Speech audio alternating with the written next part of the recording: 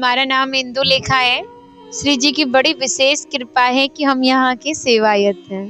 तो मधुकरी ठाकुर जी ने ब्रज मंडल में जो ब्रजवासियों से पका हुआ भोजन भिक्षा स्वरूप अंजलि में मांग के पाया, जिसका नाम दिया मधुकरी। मतलब कुछ ऐसी वस्तु जो ग्रहण की जा सके उसी को मधुकरी कहते हैं। फल फ्रूट कुछ भी आपको जो ब्रजवासी अपने हाथ से भिक्षा में दे दे वही मधुकरी है। इस मधुकरी से हमारे अभिमान का नाश होता है और भक्ति प्राप्त होती है, जो कि बहुत ही दुर्लभ है। लेकिन ब्रजवासी कृपा करें, सहज भक्ति प्राप्त होती है। इसी से अभिमान का नाश होता है।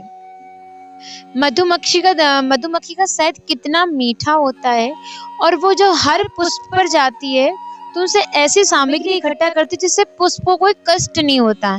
ऐसे ही भक्त जब ना हो, भिक्षा में मांगी हुई वस्तु ग्रहण करने लायक हो, उसी को मधुकरी कहते हैं। भांडीर वन धाम में ठाकुर ने विभिन्न प्रकार की लीलाएं की हैं। प्रथम लीला उनके विवाह की, जिसके लिए श्रीधाम भांडीर वन विख्यात हुआ। लेकिन सनातन धर्म में श्रीमद् भागवत जी को सबसे बड़ा ग्रंथ माना जाता है, जिसमें राधा रानी का कहीं नाम नहीं है, विवाह का प्रमाण नहीं दिया। लेकिन श्रीमद् भागवत जी को छोड़ के अनेकों ग्रंथों ने लाडली जी के विवाह का प्रमाण दिया, जैसे गर्ग संहिता, स्कंद पुराण, ब्रह्म वैवर्त पुराण, आदि वराह पुराण, अनेकों ग्रंथ। लेकिन जिस भांडीर वट के नीचे आज आप बैठे हैं, इसका प्रमाण श्रीमद् भागवत जी में है। एक श्लोक आता है कि ब्रहंतो वाहि मानस्य चार यंत्रस्य गोदनम भांडीरकम नाम बटम जम्बू कृष्णा प्रोगमा।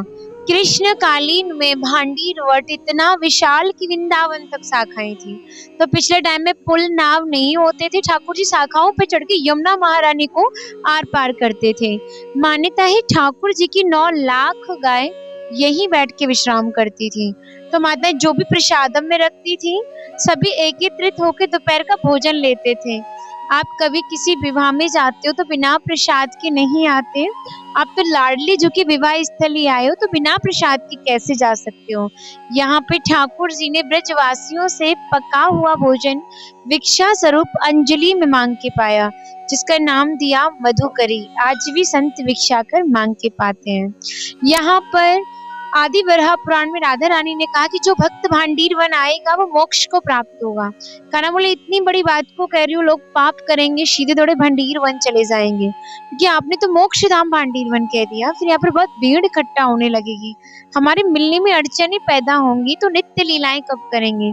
श्री जी ने उसी क्षण भांडीर वन को गुप्त वृंदावन कह के संबोधित किया।